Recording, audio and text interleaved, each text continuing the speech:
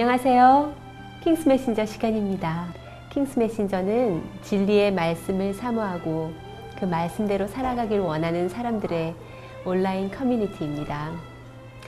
킹스 메신저 온라인 카페에서는 신앙생활을 하며 겪는 고민이나 성경과 관련된 질문과 답변은 물론 생애예비 세미나 소식, 시와 음악의 세계, 생활 속의 간증 이야기, 생애예비 단행본 소개, 성경 공부를 하실 때 필요한 자료 등 유익한 정보를 얻으실 수 있습니다.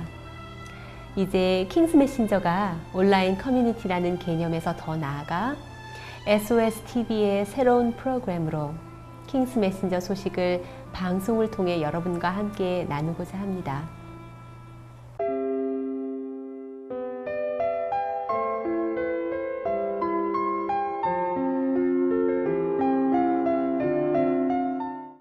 우리가 보는 별은 모두 태양이라고 부르는 항성입니다.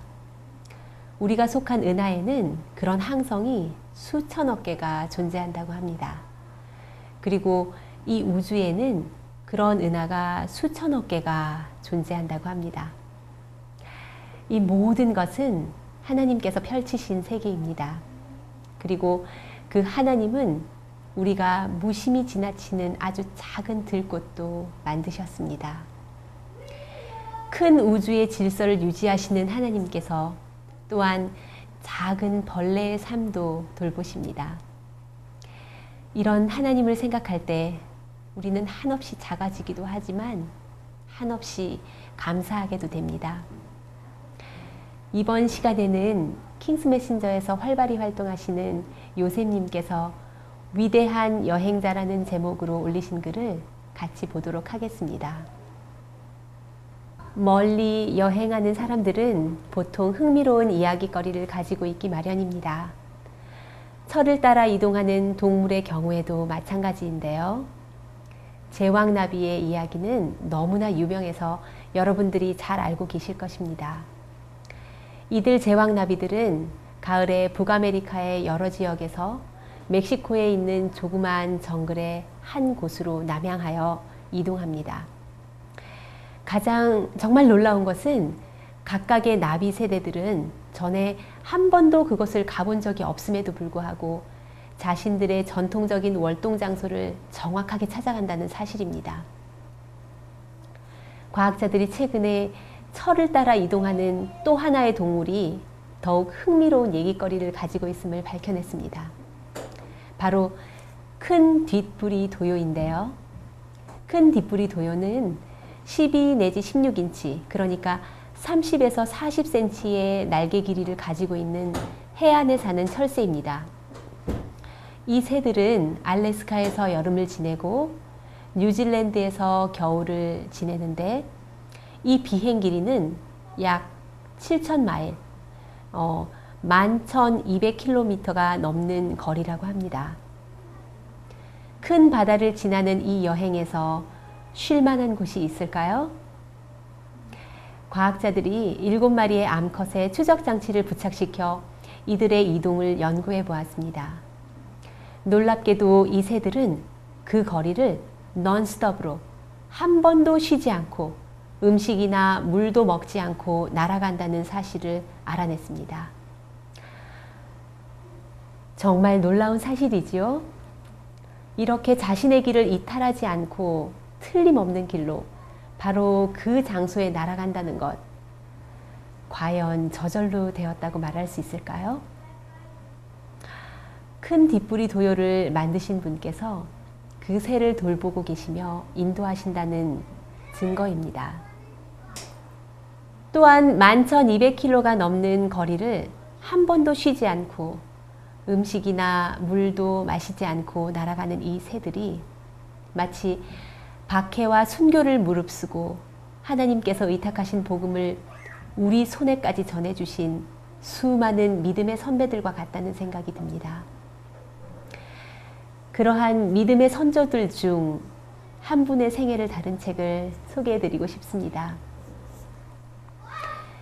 그의 달려갈 길과 주 예수께 받은 사명, 곧 하나님의 은혜에 복음 증거하는 일을 마치려 하면은 그 그의 생명을 조금도 귀한 것으로 여기지 않았던 사람, 사도 바울. 혹시 이 책 읽어보셨는지요? 이 책에는 박해자 사울에서 순교자 바울이 되기까지의 전 생애가 그려져 있습니다. 박해자 사울, 그의 회심, 그가 전도 여행을 시작해서 로마에서 순교하기까지의 내용이 여정의 순서대로 기록되어 있습니다. 이것은 신약 편지서들의 해석책이라고도 할 수 있겠습니다. 내용이 궁금하시죠? 그 책 중에서 순교 장면을 그린 부분을 읽어드리겠습니다. 그의 충만한 능력은 자기 속에 있었던 것이 아니라 그의 영혼을 가득 채운 하나님의 영의 임재와 능력에 있었으며 모든 생각을 그리스도의 뜻에 복종시키는 데 있었다. 그의 자신의 생애로 그가 전파한 진리를 예증했다는 사실은 그의 가르침과 그의 행실에 다른 이들을 확신시키는 능력을 부여했다. 선지자는 이렇게 말한다. 주께서 심지가 견고한 자를 평강의 평강으로 지키시리니 이는 그가 주를 의뢰함이니이다. 바울의 얼굴에 나타난 하늘에서 온 이와 같은 평강은 많은 영혼들을 복음으로 이끌었다. 그 사도는 불확실함이나 두려움 가운데서가 아니라 즐거운 소망과 갈망하는 기대를 가지고 위대한 내세를 바라보고 있었다. 순교의 자리에 섰을 때 그는 사형 집행관의 번쩍이는 칼이나 이제 곧 자기의 피를 받아들일 초록의 땅을 보지 아니하고 그 여름날의 조용하고 푸른 하늘을 통하여 영원하신 분의 보좌를 바라보았다. 그의 말은 오 주여 주는 나의 위로시요 나의 분복이시니이다. 언제 내가 주를 배우리까? 내가 언제 우리 사이를 희미하게 하는 휘장 없이 주를 볼 수 있으리까? 였다. 바울은 그의 지상생애 동안 하늘의 분위기를 지니고 다녔다. 그와 교제해본 모든 사람들은 그가 그리스도와의 연합과 천사들의 동행으로 인한 감화를 느꼈다. 여기에 진리의 능력이 놓여 있다. 자연스럽고도 무의식적으로 느껴지는 거룩한 생애의 감화력은 그리스도교를 옹호하는 가장 설득력 있는 설교이다. 죽기까지 복종한 사람, 사도 바울. 그는 모든 생각을 그리스도의 뜻에 복종시킨 사람이었습니다. 그래서 그의 가르침은 그의 삶으로 나타나게 되었습니다. 감히 우리도 사도 바울처럼 살고 싶다고 결심해 봅니다. 그러기 위해서는 우리가 먼저 그리스도를 알아야 하겠지요. 그리스도를 아는 만큼 그분의 뜻에 복종시킬 수 있을 것입니다. 이 책 사도 바울은 킹스 메신저 카페 SOS 인터넷 서점을 통해 신청하실 수 있습니다. 그리고 오늘 방송된 내용은 네이버의 킹스 메신저 카페에서 다시 확인하실 수 있습니다. 다음에는 더욱 감동적인 소식으로 여러분들을 찾아뵙겠습니다. 안녕히 계세요.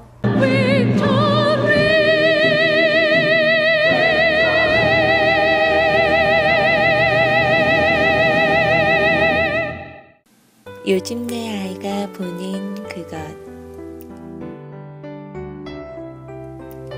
게임만 하던 내 아이가 보는 그것. 내가 보여주고 싶었던